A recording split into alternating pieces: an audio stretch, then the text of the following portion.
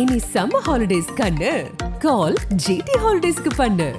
GT holidays, South India's #1 travel brand. Nakkeeran நேயர்களுக்கு வணக்கம். இன்று நம்முடன் கருத்துரை பகிர்ந்து கொள்ள இணைந்திருக்கிறார் தமிழ்நாடு முற்போக்கு எழுத்தாளர்கள் மற்றும் கலைஞர்கள் சங்கத்தின் கடலூர் மாவட்ட பொறுப்பாளர் திரு பால்கி அவர்கள். வணக்கம் சார்.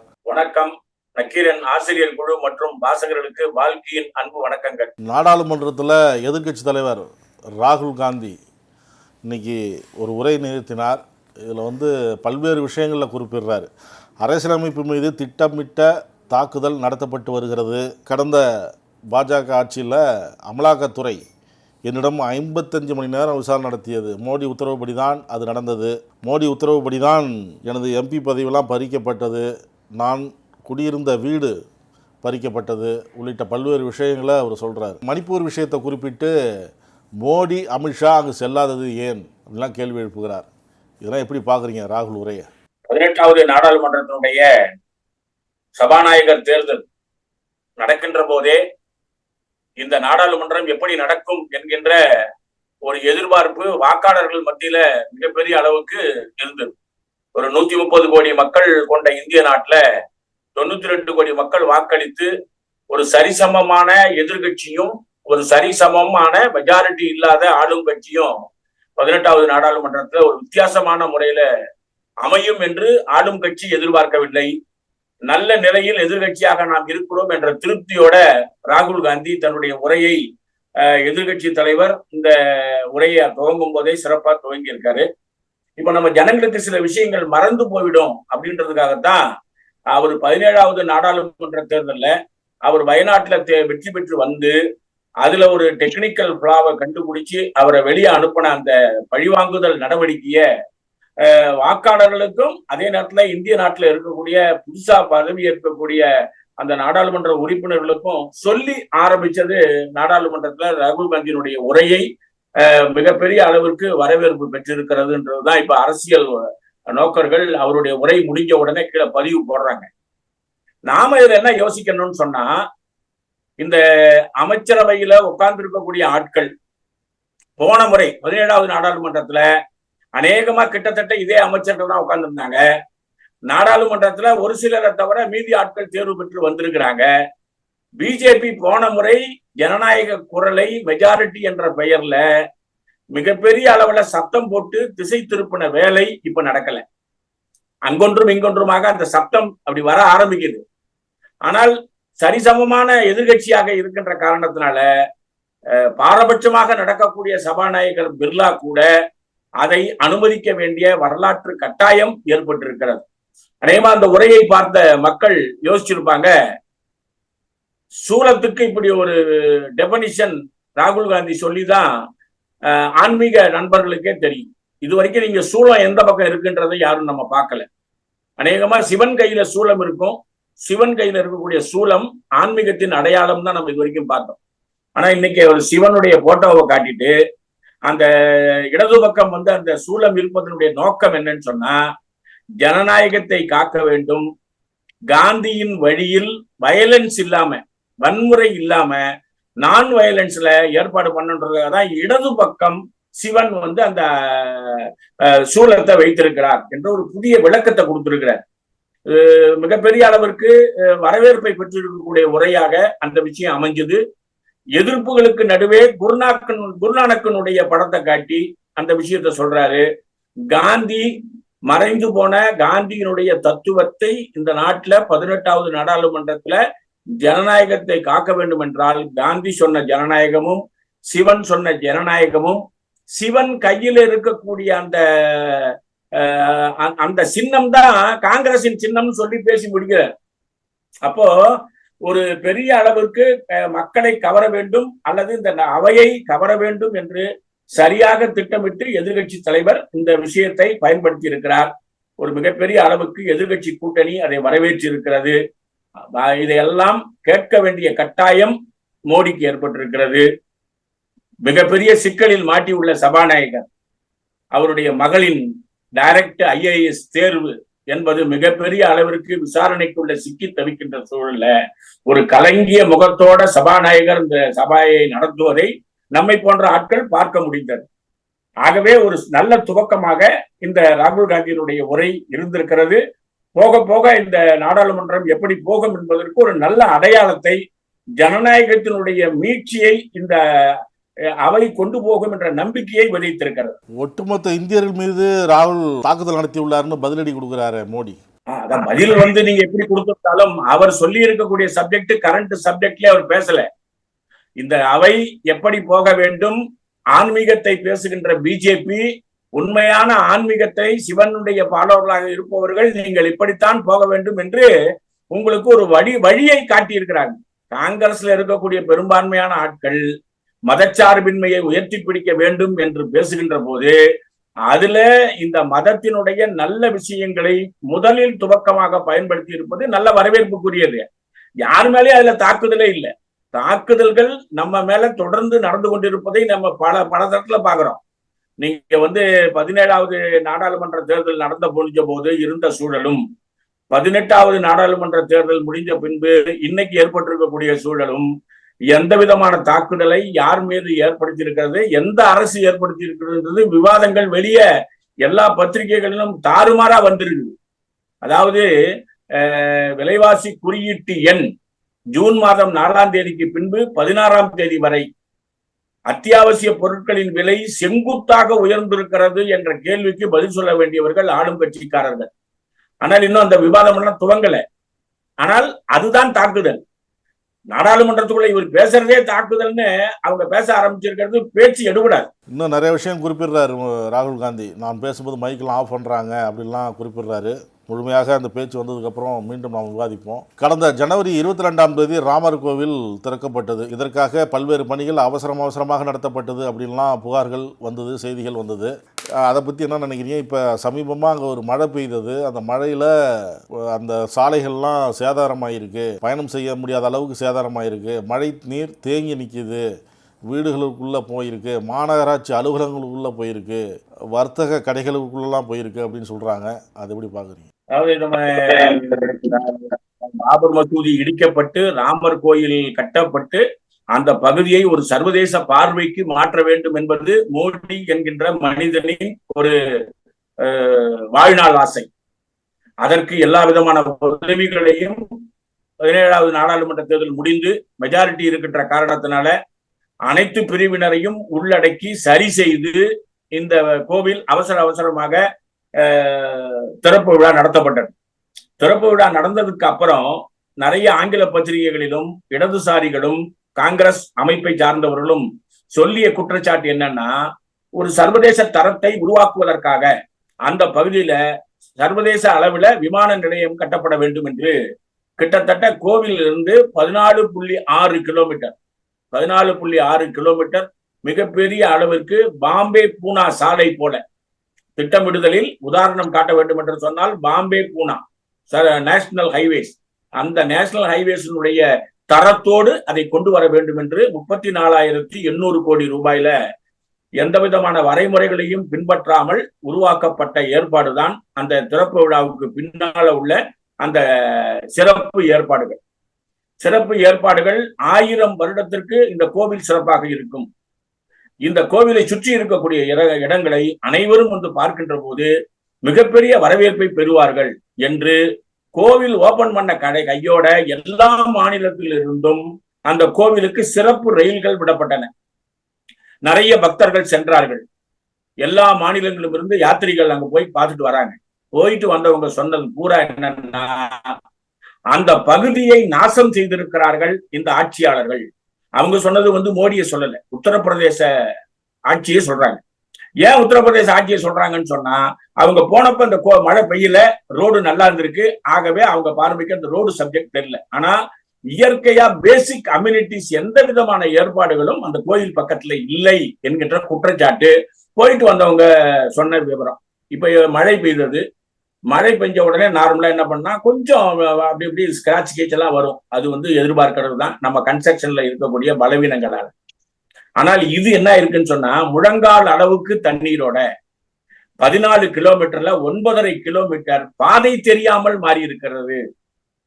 14.5 கிலோமீட்டர்ல 9 கிலோமீட்டர் பாதை தெரியாமல் மாறி இருக்குன்னா அங்க அந்த 34,800 கோடி ரூபாயை அவசரமாக இறக்கி வேலை செய்ததாக சொல்லப்பட்டு கொஞ்சம் கூட மானிட்டரிங் என்பது இல்லாமல் அந்த பாதை என்பது அவசர கதியில ஒரு ரெடிமேட் ஏற்பாடாகத்தான் ஏற்பாடு செய்திருக்கிறார்கள்.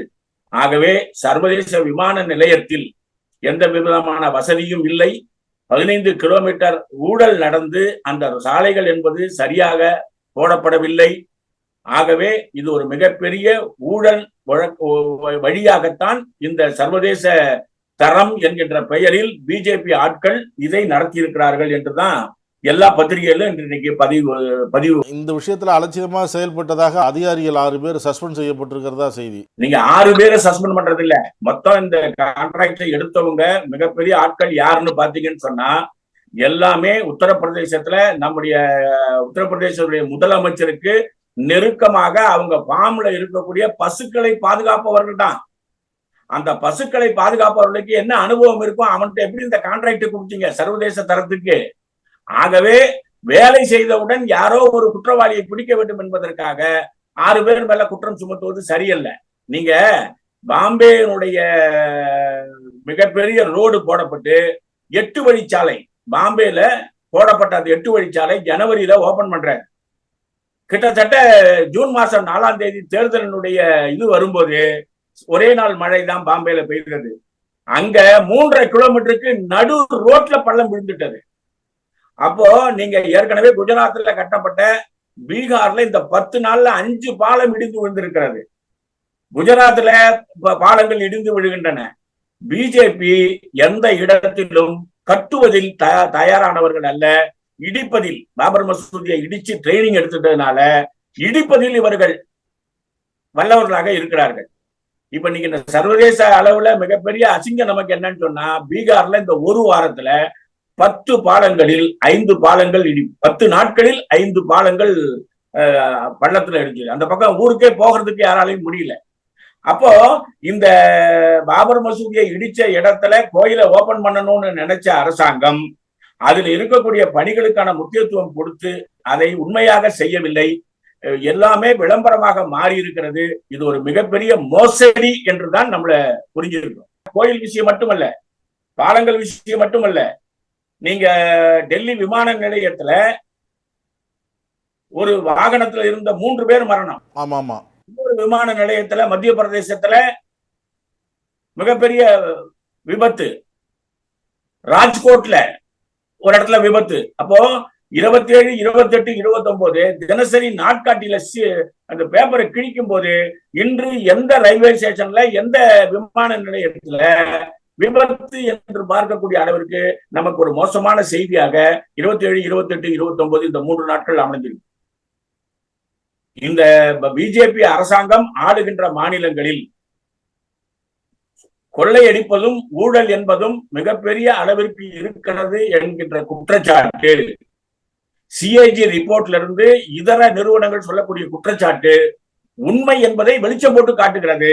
இதை பொதுமக்கள் உணர்ந்து கொண்டு இவர்கள் மீதான சரியான நடவடிக்கை வேண்டும் என்று நாம் போராடுவதுதான் சரியாக இருக்க முடியும். அப்போதுதான் உயிர்களை பாதுகாக்க முடியும். இந்தியாவின் முன்னணி செல்போன் நிறுவனங்கள் கட்டணங்களை உயர்த்தி இருக்கு.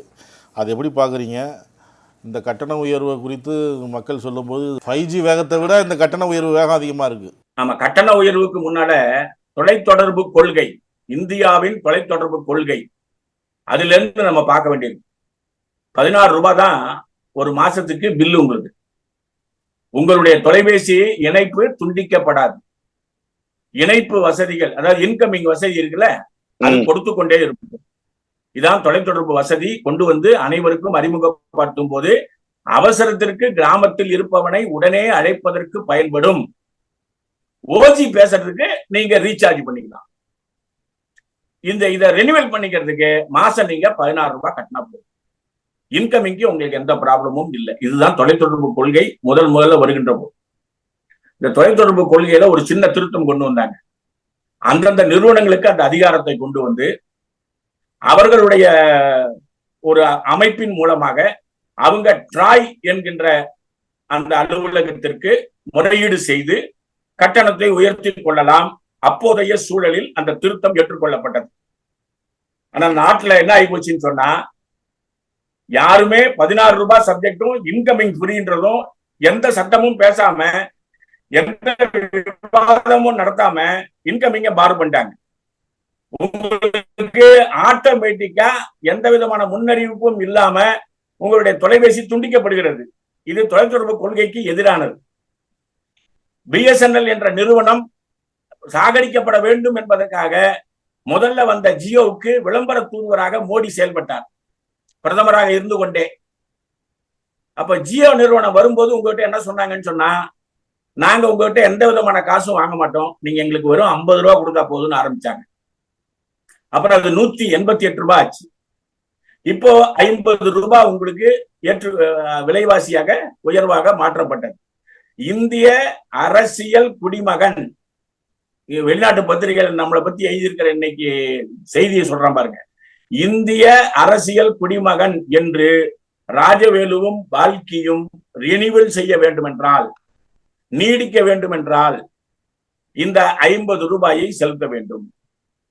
அது என்ன நான் இந்திய குடியாளர்களுக்கு நாங்க நயம் கட்டணும்னு கேட்டா, அவங்க கிட்ட இருக்கக்கூடிய 50 கோடி சப்ஸ்கிரைபர்ஸுக்கு அவங்க இந்த 50 ரூபாய் மூலம் இப்ப தங்கத்துல அவர் பேண்ட் சட்டை, அவர் கல்யாணம் பண்ணி கூட பொண்ணு தங்கத்துல ட்ரெஸ் போட்டத முகநூல்ல போட்டிருந்தாங்க.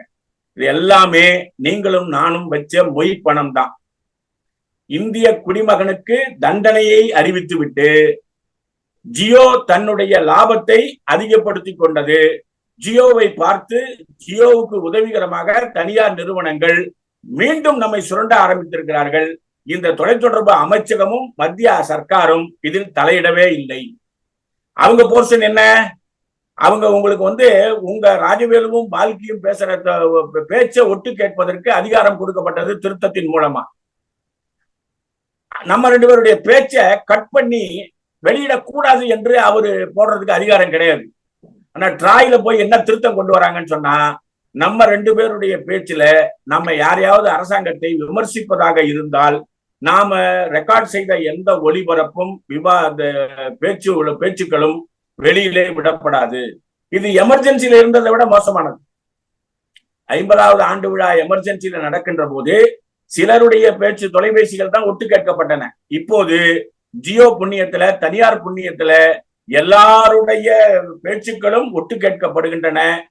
ஆதரவான பேச்சுக்கள் மட்டும் அனுமதிக்கப்படுகின்றன, எதிர்கருத்துக்கள் நசுக்கப்படுகின்றன. அப்போ இந்த தொலைத்தொடர்பு நிறுவனங்களை மத்திய அரசு தன்னுடைய கைப்பைக்குள்ள வச்சுக்கிட்டு பிஎஸ்என்எல்ஐ வீழ்ச்சி அடைய செய்யக்கூடிய ஏற்பாடை செய்து கொண்டே இந்திய அரசாங்கத்தில் இருக்கக்கூடிய அந்த நிறுவனம் என்பது சந்தாதாரரிடமிருந்து பணத்தை பிடுங்கி தனியாரை கொள்ளையடிப்பதற்கு வழிவகை செய்கிறது. 6856 கோடி ரூபாய் எந்த விதமான முன்னறிவிப்பும் இல்லாமல் அவர்களுக்கு வருமானமாக வந்திருக்கிறது. இந்த சிறு குறு தொழில் இருக்குது பாருங்க, அந்த சிறு குறு தொழில இந்த 2 ஆண்டுகளில் 38 லட்சம் ஜனங்களுடைய வேலையை பறித்து விட்டு ஆர்டிபிஷியல் இன்டெலிஜென்ஸ் என்கின்ற அந்த ஆப் மூலமாக லாபத்தை 135% தனியார் பகாசுர நிறுவனங்கள் அதிகப்படுத்தி இருக்கின்றன. அப்ப இந்தியாவில இந்த ஏற்ற தாழ்வு என்பது சரி செய்யப்பட வேண்டும் என்று சொன்னவங்க அதை பெரிய அளவிற்கு உயர்த்துகின்ற வகையில இந்த தொலைத்தொடர்பு கட்டணங்கள், சிறு குறு தொழில கடைபிடிக்கக்கூடிய கொள்கை, இந்த பெரிய நிறுவனங்கள்ல இருக்கக்கூடிய பங்குகளை விற்கக்கூடியது. நீங்க சமீபத்துல பார்த்திருப்பீங்க, எல்லா டெலிபோன் எக்ஸ்சேஞ்ச் முன்னாடியும் சொத்துக்கள் விற்பனை அப்படின்னு பார்த்திருப்பீங்க. அதன் மூலமா பாத்தீங்கன்னா ஒரு 20,000 கோடி ரூபாய். இதுதான் 18வது நாடாளுமன்றத்துல புதியதாக அமைச்சர்கள் பொறுப்பேற்றவுடன் விற்பதும் தனியாருக்கு லாபத்தை உருவாக்கி கொடுப்பதும் என்ற சிந்தனையோட தங்களுடைய பயணத்தை துவக்கி இருக்கிறார்கள். நாடாளுமன்றத்தில் எதிர்கட்சிகள் மிகப்பெரிய குரலை உயர்த்தி இருக்கிறார்கள். போக போக விவாதத்தில் அது எந்த திசையை நோக்கி செல்லுமோ அந்த திசைக்கு நாம் ஆதரவாக இருக்க வேண்டும் என்பதுதான் இன்றைய இந்தியனுடைய கடமையாக இருக்கிறது. பரபரப்பாக பேசப்படுகின்ற இந்தியாவினுடைய பல விஷயங்களுக்கு நடுவே ஒரு டெம்பரவரி விமான நிலையம் உருவாக்கி நிச்சயதார்த்தத்தை நடத்திய அம்பானி குடும்பம் இப்ப இந்த ஜியோ கட்டண உயர்வின் மூலமா பாத்தீங்கன்னு சொன்னா அனைத்து இந்தியர்களும் தன் மகனினுடைய திருமணத்திற்கு மொய் வைக்க வேண்டும் என்ற அறிவிக்கப்படாத உத்தரவின் மூலம் ஆயிரக்கணக்கான கோடிகள் ரூபாயை 1000 கோடிகளில் சம்பாதித்திருக்கிறது இந்த நாட்டிற்கு ஏற்பட்டிருக்கக்கூடிய மிகப்பெரிய அசிங்கம் என்றுதான் நாம் கருத வேண்டும். கருத்துக்களை பகிர்ந்து கொண்டதற்கு நன்றி சார். கருத்துக்களை கேட்டமைக்கு நன்றி, வணக்கம். நக்கீரன் டிவிக்கு சப்ஸ்கிரைப் செய்யுங்கள். உங்கள் ஆதரவே எங்கள் பலம். ஆசிரியர்களுக்கு நண்பனாகவும் மாணவர்களுக்கு ஆசானாகவும் திகழும் தேர்வு வழிகாட்டி. ஒவ்வொரு பாடத்திற்கும் அனுபவமிக்க ஆசிரியர்களின் துல்லியமான தெளிவான விடைகள். CNC இருக்கு, தேர்வு பயம் எதற்கு? இது தீரன் பப்ளிஷிங் ஹவுஸ் விற்பனை வெளியீடு.